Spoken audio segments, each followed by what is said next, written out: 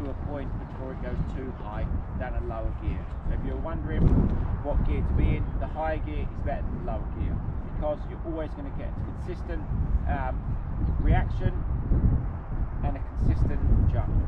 Alright, where, like I just mentioned, low gear, snappy. So you give it a little bit more, big reaction difference from jump to jump. Shut off too early, front's going to dip, give it a blip on the throttle, front's going to come up, might spin, might go the other way. You don't really know what's going to happen from jump to jump. Where being in that high gear and smooth, you'll understand what's going to happen.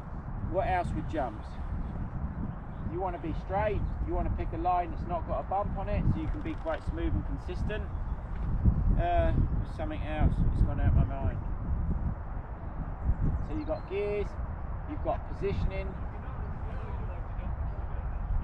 That's it. Anyone else? Like, what do you find when you're jumping? Is there something I can help you with? Or? I'm not like there. I've never brake tapped. No, the brake tap. Is that a bit more technical? It is. You can use your brake, but you don't really need to because.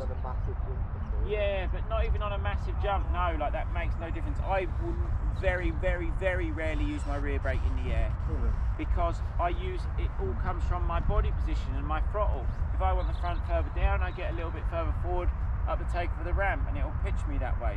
If you want the front up a little bit more, you can lean a little bit further back. That's what makes the difference. But another thing, you keep these relaxed so that you almost come into the jump, into the bike up the jump, very slightly rather than away up the takeoff. It's when you go like this, away, that the knees come forward and the head goes back and you land in that position. You almost need to do the opposite. You stand, you come into the takeoff. The bike comes up into you, yeah. Very slightly. Getting back on it. Yeah. You get the majority of your speed ahead of time. Right, so if you're coming out of this corner here, this right hander, which is a nice one to use, you'll get your speed ahead of time, and then you're better off being very gradual throttle up the jump rather than going slow and then trying to give it a big handful up the jump. Alright? And that's it, so I'll just run through that again. Body position, knees back, bend at the hips, head forward. Alright, your attack position is pretty much your jump position. If you're hard on the throttle, you're very slightly further forward.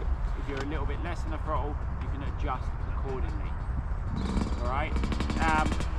If you're going to case a jump like one of these on track, you're better off doing it very slightly front wheel first and back wheel slapping down. That will absorb it, and then you can use your brakes easier. Okay? A higher gear is always going to be much smoother up the jump than a lower gear. Sometimes you need that lower gear to really get the pop, but the majority of the time the jumps need to actually go. You can carry your corner speed, you can get up that high gear and then be smooth up the takeoff. Alright, then you're going to get a consistent reaction. Alright? Yeah, it does, but you need to be more consistent. You shut off and then you try and pull the bike up. You never need to pull the motorbike up on a jump. Okay, power will do that one for you. So no, you're not going to make no difference by lifting that bike at the top of the jump. Alright, so you get your speed earlier and just smooth all the way off the takeoff. You don't need to be on these 450s, 250s giving it a blink at the top of that jump. The only thing that's going to happen is you're going to go sideways. Alright, unless you're very good level where you need to jump higher to land the brake for the corner, and you're doing it for a reason, to get up, to get down, go jump, clear the jump, going at a slower speed. Otherwise, you can get your speed ahead of time, it's smooth. Just giving it a blip and a pull, you're not gonna know what's gonna happen from one jump to the next. Okay, so start slow. What I don't want to see is when you all go out, is hit everything flat out just like you did before, because you're not learning nothing then.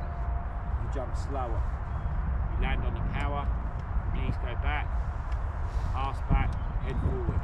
Okay, that's the position you need to land in, like we was practicing this morning, to be able to land on the power. You land here, you're off the power, you land here, you're on the power. Alright? So jump all these jumps halfway, land on the power. If you feel like you've got the bike's nearly one away from you, you're not further enough forward. Chances are your head's back, your knees are forward. So then change it for the next jump you do. Alright? If you land again the next one, the bike goes away, you know you're not doing it correct again. Get back in that position. Alright? Try that. Nose down first. If you nose down, you probably come up with a too low a gear, shut off at the top of the ramp, the engine brakes kicked in, and it's counting nose first. So then chances are you're in too low gear and you've not been smooth with your throttle up the takeoff, because you have been, it'll propel you up nicely and smooth. Yeah, you are, but you don't need to be in that position. Smooth power all the way through the takeoff to the level you guys are at. It's going to pitch you the same each and every time. Alright, let's give it a go.